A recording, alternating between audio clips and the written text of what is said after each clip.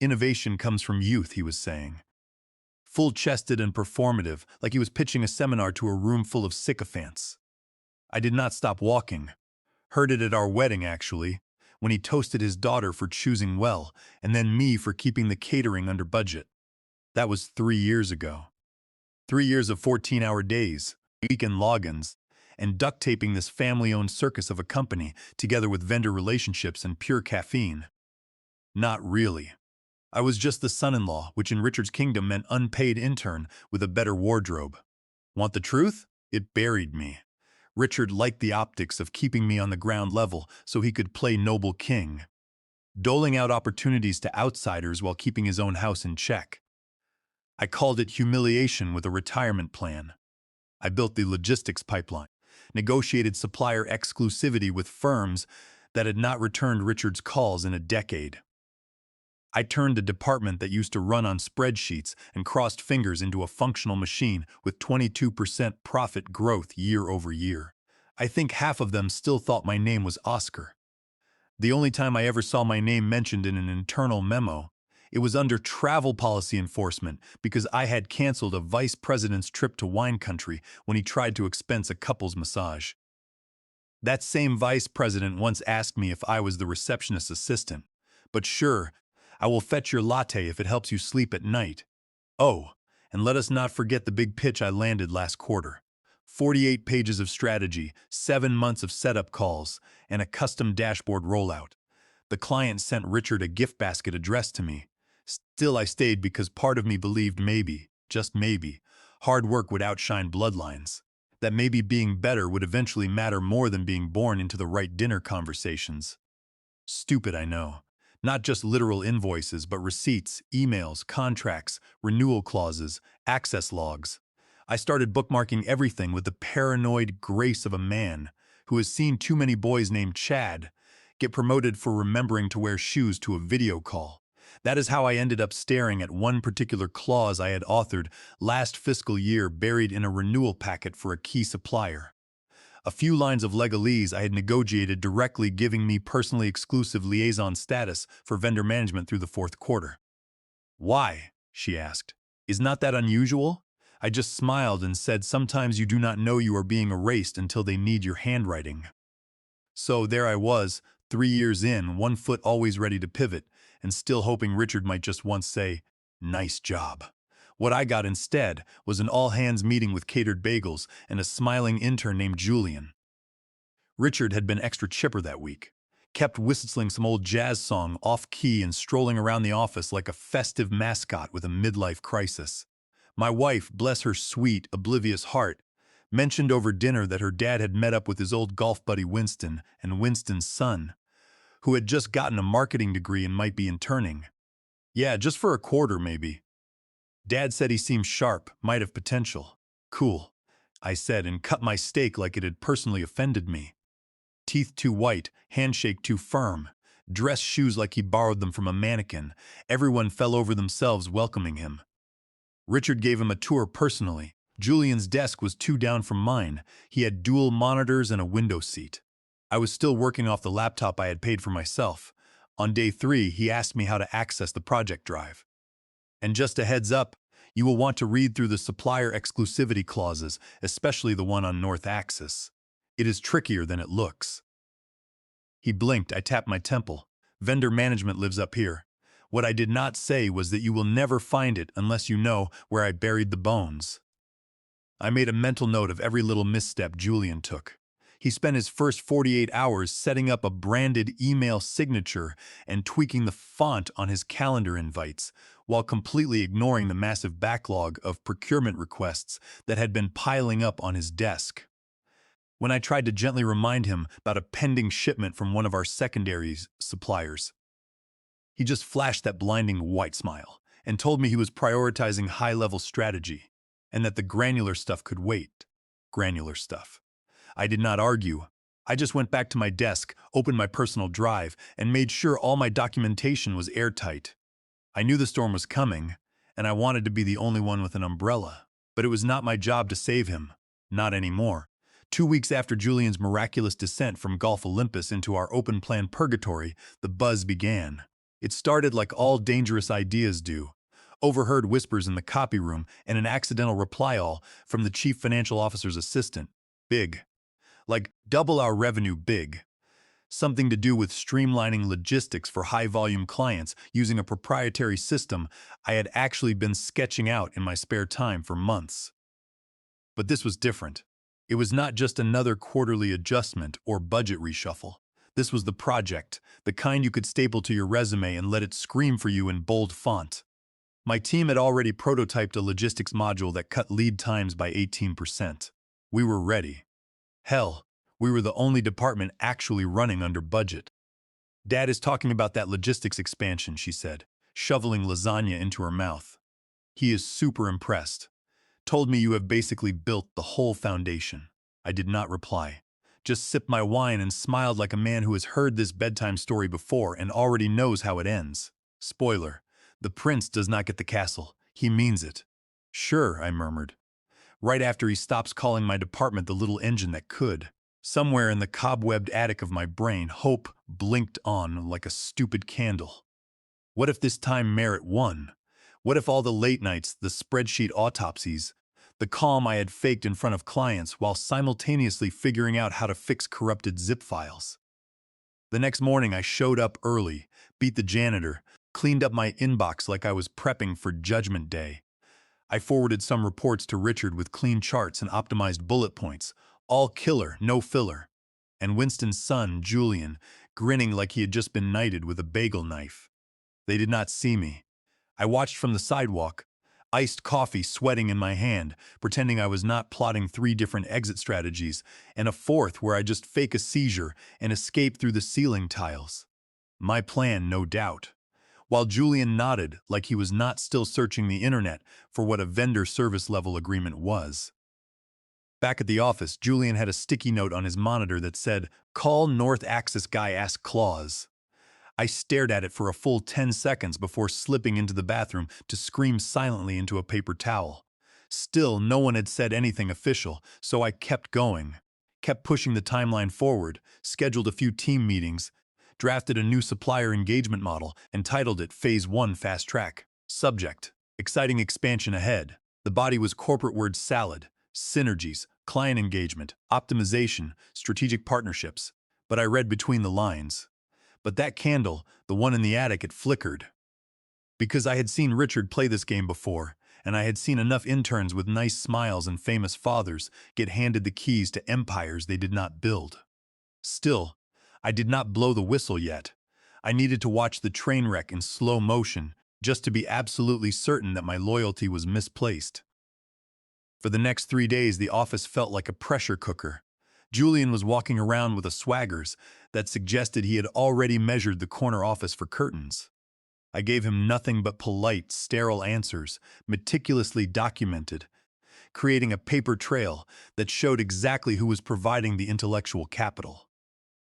When Brenda from accounting stopped by my desk to complain about Julian, requesting expense reports he had no authorization to view, I just offered her a sympathetic smile and told her to follow protocol. Protocol was my shield, and soon it would be my sword. I wanted to make sure that when the hammer fell, every action I took was legally unassailable.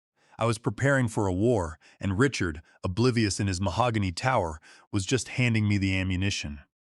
The stage was set, the players were moving into position, and I was holding the only copy of the script. He did it. That is how I knew it was bad.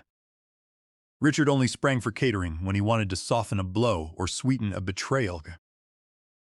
The last time there were pastries in the conference room, half the quality assurance team got absorbed into marketing, and their manager found out via calendar invite. But I did not, because I had a front row seat to whatever performance was about to unfold, and something told me it was going to be a classic. We all filed in: department heads, project leads, interns. Yes, plural, because apparently fresh blood was the new key performance indicator. I took my usual seat on the left side, halfway down the table. Strategic invisibility honed over 3 years. Richard came in last. He always did, like a television character entering after the laugh track. Except this time he had Julian with him. I clocked the jitter in his left leg, the over-applied cologne, the way he mouthed the words as Richard launched into his opening monologue. Team, Richard began with that condescending sincerity he reserved for interns and me. As you all know, we are embarking on an exciting new phase of growth. I already hated it. He clicked a button. Project Elevate, a strategic future. It was in Comic Sans. I stared at it, blinked.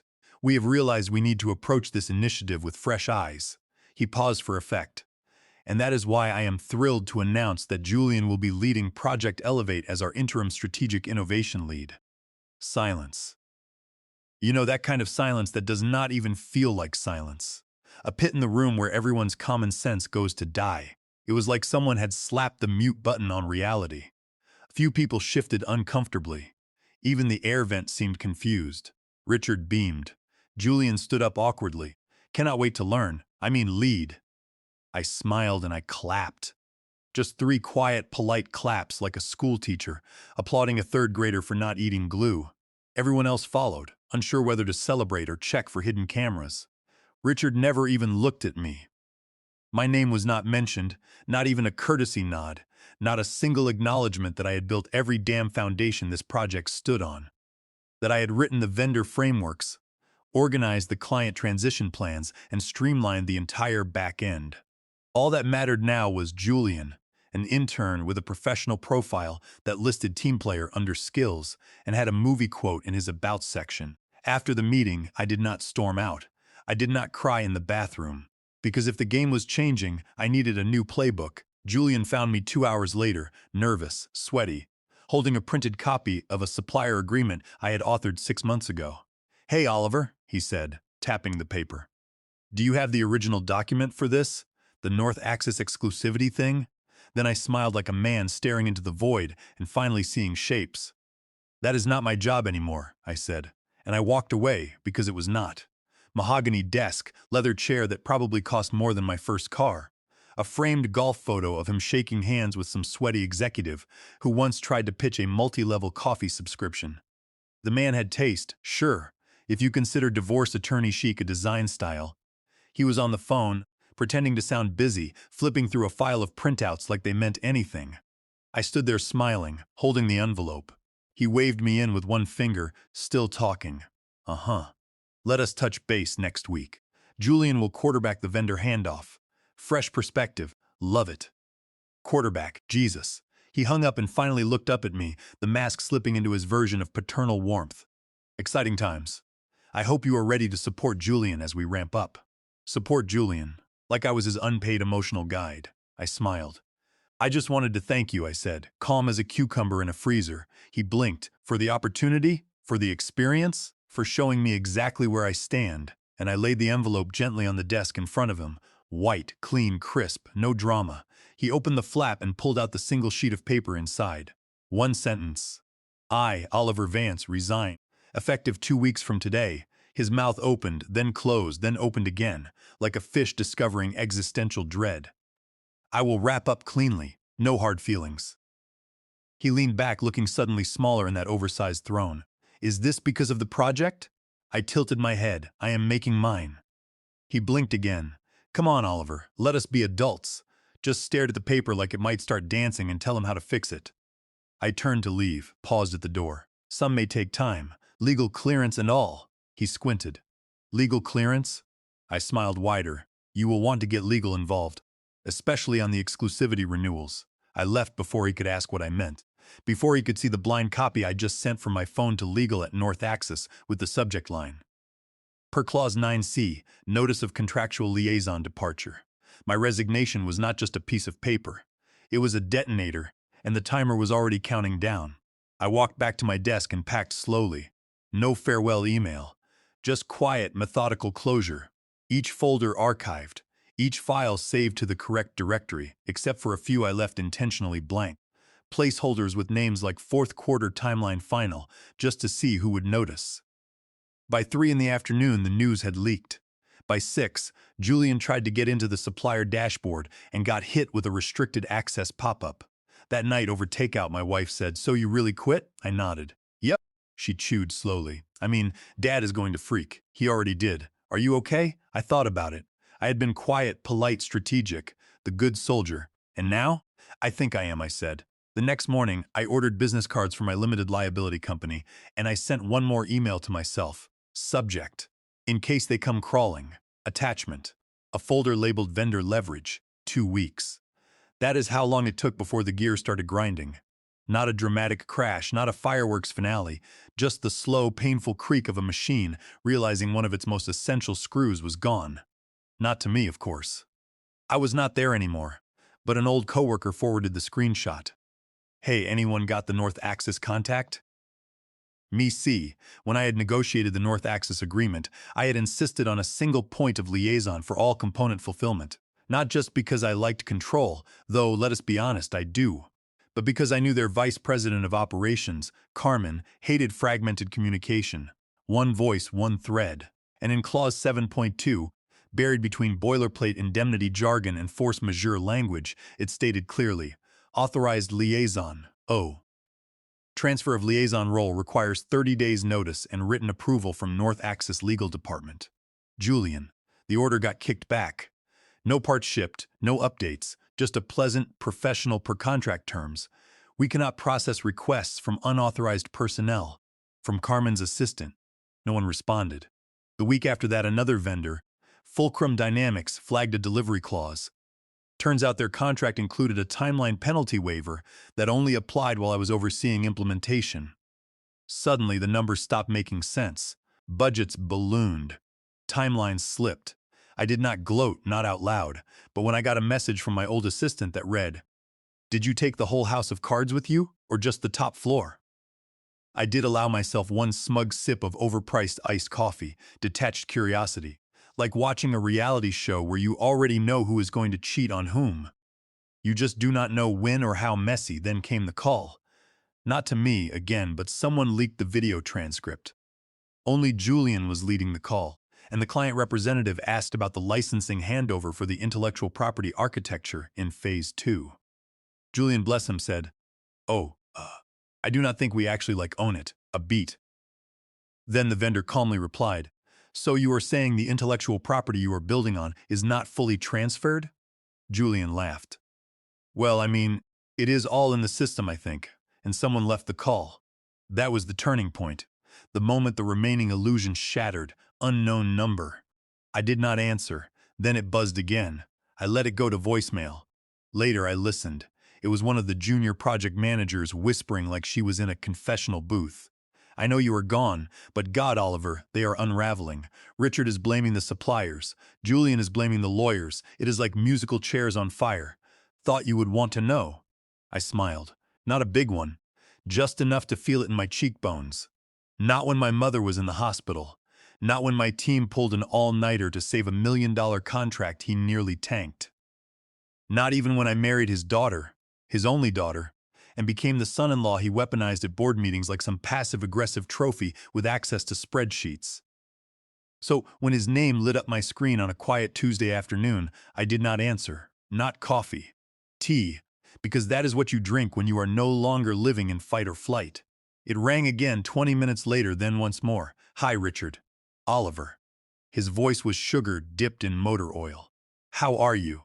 I let the silence do the heavy lifting. He cleared his throat. "Just wanted to check in and see how things are going." I looked around the co-working suite I had rented just last week. Bright windows, quiet, smelled like eucalyptus and printer ink. A new home base paid for 6 months in advance by North Axis as part of a vendor strategy engagement. "Yet, I am well," I said, smiling faintly at the glass wall that separated me from a design team workshopping a logo involving a goose and a lightning bolt. "That is great. Listen, I will not waste your time. He always wasted my time. We have hit a few snags with Elevate. Minor stuff, of course, but it made me think maybe we could bring you in, just temporarily. Help smooth a few things out for the good of the company." There it was. The white flag folded neatly in a cashmere tone. Of course. But we were thinking more like a short-term engagement, just to get us through this phase. I did not laugh, but my tea almost did. "I would consider it," I replied. "Well, I am sure we can work something out. What kind of package are you thinking?" I opened a new tab, typed out a figure, tripled my old salary, added a clause for vendor protection advisement and a monthly retainer with a 90-day minimum. "I will send you a proposal," I said. You have certainly found your voice, huh? I always had it, Richard. You just talked over it. He chuckled, but it was hollow, like he was standing in a hallway that had just lost all its doors. I had 3 calls lined up that day. One with a logistics startup, looking to poach Richard's core fulfillment strategy, which I wrote. Another with a former client looking to move their contract away from the company, and a third with Fulcrum Dynamics to finalize a consulting package they had offered me the day after I walked out. People remembered, not the fireworks or the handshakes, but the results. The emails answered at 2 in the morning, the saved shipments, the polite but unrelenting follow-ups that turned maybe into yes. He scheduled a brainstorming lunch with marketing to rebrand the confusion.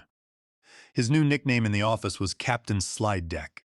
Richard never mentioned Julian on the call. I watched as the read receipt pinged less than 5 minutes after I hit send. He did not reply right away, but the next morning I got a wire transfer and a single-line email. Consider us retained. I printed it out, taped it to the wall above my desk in the co-working suite, and titled it My Favorite Apology. Richard always thought clients were loyal to the brand. He was wrong. It started with an email forwarded to me from a friend still inside the company. Subject line, urgent account escalation. Hexler Group, multi-year engagement, high margin, demanding as hell. The kind of client that did not blink at a massive scope increase, but would rage for a week if their quarterly dashboard loaded 5 seconds late. I had managed them personally for 2.5 years. Translation: they were preparing to walk. The leaked meeting minutes came a few days later, courtesy of another friend. Bless her paranoia and working from home screen recorder, Richard started the call by trying to charm them. With all due respect, your new team could not find a project timeline if you nailed it to their foreheads. Richard laughed. Wrong move. They were not joking. Effective immediately. Richard stammered something about legal complications and transition planning. Hexler replied, "No need for that. We have already signed a direct contract with his firm." I played it 3 times on loop while eating leftover Thai food in my suite. Vindication does not always arrive with trumpets. Sometimes it shows up as a cold, clean memo from a billion-dollar client that simply says, "We would prefer to work with him directly." Richard tried to spin it to the board, to the finance team, cost-splitting innovation, but everyone saw the numbers. Hexler accounted for nearly 18% of revenue last quarter. 2 other mid-tier clients had reached out to me through back channels, quiet lunches, casual hypotheticals. One even sent flowers to the co-working suite with a card that said, "In case you are still accepting miracles, I was." Every new inquiry felt like justice in deposit form. My inside source said the board had begun asking for weekly updates. Real ones, not the fluff presentations Slee liked to present with pastel gradients and stock photos of handshake silhouettes. The last board meeting ended with one of the more senior members allegedly saying, "You told us the intern could carry the torch." He scheduled a 2-day offsite to align vision, which I think involved whiteboards and a streaming playlist titled Innovation Vibes. Meanwhile, I was too busy reviewing non-disclosure agreements, navigating client migrations, and hiring an assistant. A real one this time, not the imaginary kind Richard promised me every quarter before telling me budgets are tight, kiddo. It was the realization that his clients saw me before he ever did. His kingdom was built on the assumption that people stayed loyal to logos. I built mine on relationships, receipts, and the quiet knowledge that if you give everything to someone who refuses to see you, they will eventually feel your absence like a hole in the floor. By the end of the week, my calendar was booked solid. By the time Richard reached out again, this time via a carefully worded email copying 2 board members, I already had a canned reply ready. As previously stated, all communications will go through my client portal. My team will be in touch regarding terms. I did not even sign it best, just Oliver. The boardroom looked like someone had died. Emergency session. No croissants this time. Just tension so thick it curdled the air. The man had finally stopped trying to win the room with swagger. Across from him sat legal, their lead counsel flipping slowly through a red folder marked exit agreements. Vance, oh. The only sound was the faint buzz of a dying fluorescent light overhead and the occasional tap of a pen on a leather portfolio. The chief financial officer was already 2 shades past panic, whispering furiously to someone from compliance. And Julian, bless him, sat 3 seats down from Richard, silent, small, and suddenly very interested in the wood grain of the table. "Let us begin," the board chair finally said. Legal cleared her throat and looked up. "After review of the exit documentation executed by Mr. Vance, we have identified several critical oversights." Richard leaned forward. "It was a standard offboarding. Section D, Clause 4B, she said. Per this language, Mr. Vance retained rights to the intellectual property framework he authored unless formally reassigned under board approval." A long silence. "That is not possible. I never would have. You signed it." Legal said calmly, "Initialed and time-stamped. It is entirely valid." He sputtered, sweat gathering at the crease of his neck. "He was just leaving. It was a courtesy form. He built the vendor matrix architecture. He negotiated the exclusivity deals. He drafted the intellectual property, which you did not." The board chair leaned in. "So he owns the operating spine of Project Elevate?" Legal nodded once. "Yes. Meaning, if he chooses, he can declare this entire endeavor void ab initio." Cue implosion. The chief financial officer dropped his pen. The operations vice president muttered a curse. One of the external advisors pulled out his phone and began typing furiously, probably messaging his assistant to start hunting for a parachute job. "This is insane. He was my son-in-law." The board chair's voice was cold enough to strip paint. "And that personal bias may be the exact reason we are here." Richard opened his mouth again, but Legal cut in, sharper now. Legal shook her head. "No, he revoked his own access and sent confirmation. He did your job for you." Silence again. Did not speak, did not make eye contact. Just gathered his laptop, his half-used notepad, and quietly walked out the door.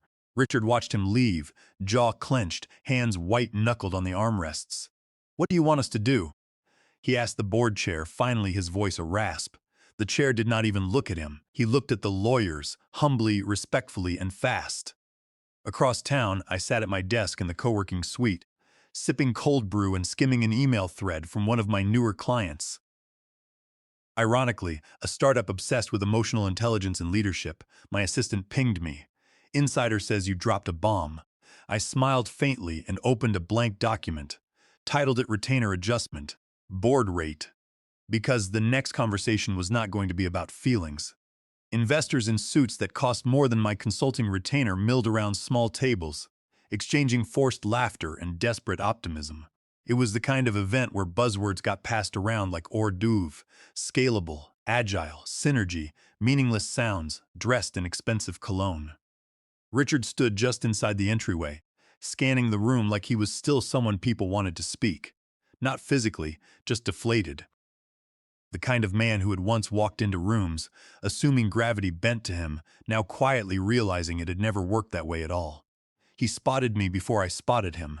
The partner gestured me toward the table, pulled out a chair with the kind of deference Richard had always reserved for other men.